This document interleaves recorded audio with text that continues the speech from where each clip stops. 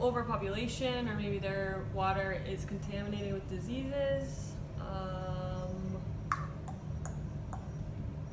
Climate change, I think, is a problem if there's like a drought or not enough rainfall. So what are some reasons for for some places to not have any safe drinking water?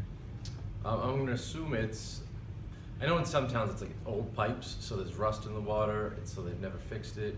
Others it's pollution, it's runoff, it's definitely just not taking care of where the water source is. So it's the reservoir, maybe it's not being taken care of as properly as it should be.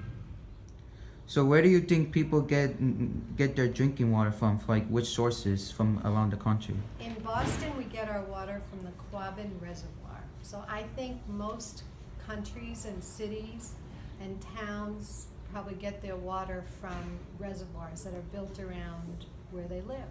And then the water comes through the pipes and goes into our houses.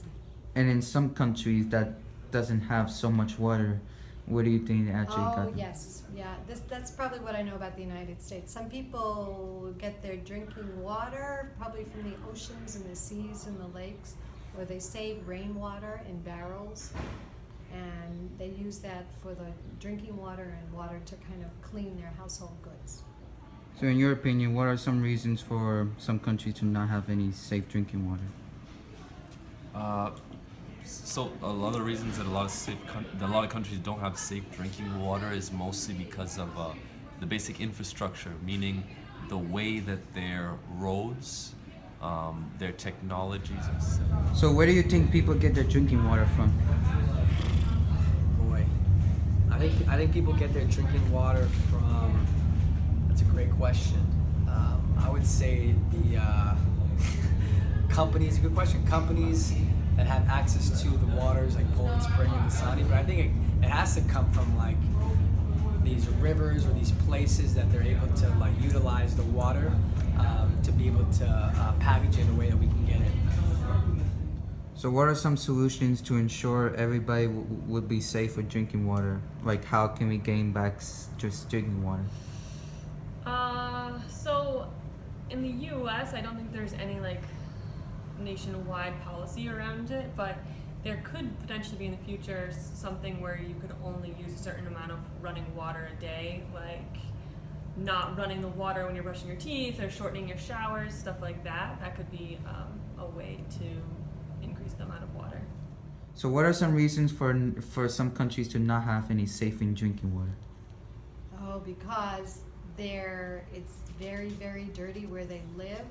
So there's a lot of pollution from sewerage, and sometimes companies dump their toxic waste into the same water that people use for drinking and cleaning water.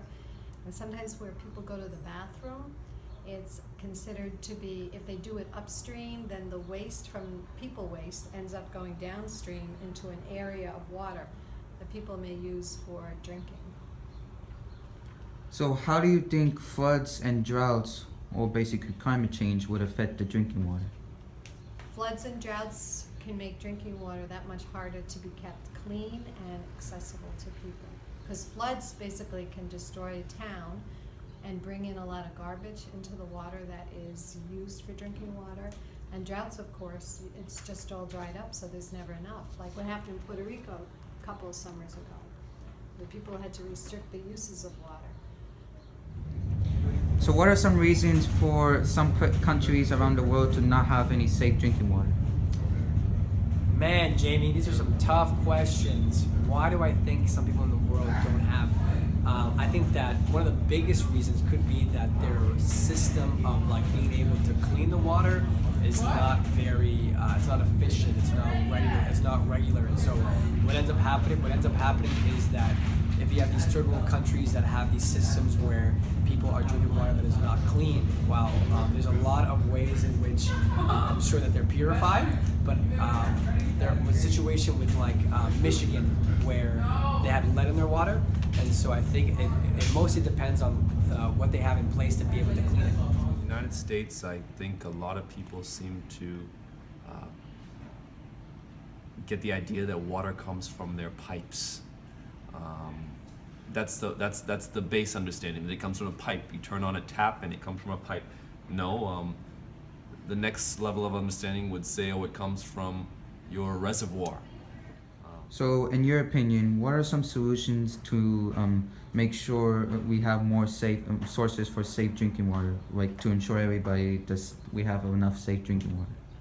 Well, I think it begins on several levels. I think people in their individual ways need to be resourceful and careful and efficient about how we use water. And I think our municipalities and the people who provide water need to update the system so there's not lead in our drinking water. They need to make sure it's filtered correctly so that there's no waste going into the water that people are going to use for drinking too. So it happens at a bigger level with the municipalities and at an individual level with how we use water. A lot of places the government can't afford to put in the infrastructure, so like put in the pipes and the plumbing and have adequate like filtration systems, so like cleaning out the water sources. A lot of places there's a lot of pollution. People don't understand like polluting water and jumping in. So, how do you think climate change, like floods and droughts, how would they affect the drinking water sources? I think that it might cause it to be affected drastically. You might have some countries who might not have as much access to it, but especially droughts. I mean, you hear about these countries that go through long periods without any rain. So, like, what would happen to what would happen to them? So I think that climate change is super crucial that people take it seriously and not think of it as just like this myth that exists, but that it could have very harmful effects for people that don't have the resources or technology to be able to handle the water that they have. So, how do you think floods and droughts, which is basically climate change in general, will affect the drinking water? Well, floods and droughts, I'm going to assume, are going to cause more pollution. If water is flooding over, it's not going to be sanitized the way we'd want it to be. So I'm assuming floods, when we say a flood, we're talking about the water just rising. So we're talking about probably picking up other stuff that you don't want in that water. Droughts, on the other hand, lack of water, we're going to have, not going to have the access to the water we need and want. So maybe I'm assuming that way in both areas, we're definitely not going to have the drinking water that we want to sustain in the future. So, in your opinion, what are some solutions that we can expect more safe drinking water sources in the near future, or to ensure everybody that we will have more of those? Good question. What I would say is I think that people just need to be smarter and more aware of these issues, right? So those of us that don't know what's going around in these countries about the lack of water or the lack of clean water they have, is something that we all need to be in the know about. So it starts with us. I think the change has to come from within our population and people having to pay attention to the news or like be smarter with how much they like spend water, how much they use water in their showers or to drink. So I think it definitely starts with the people.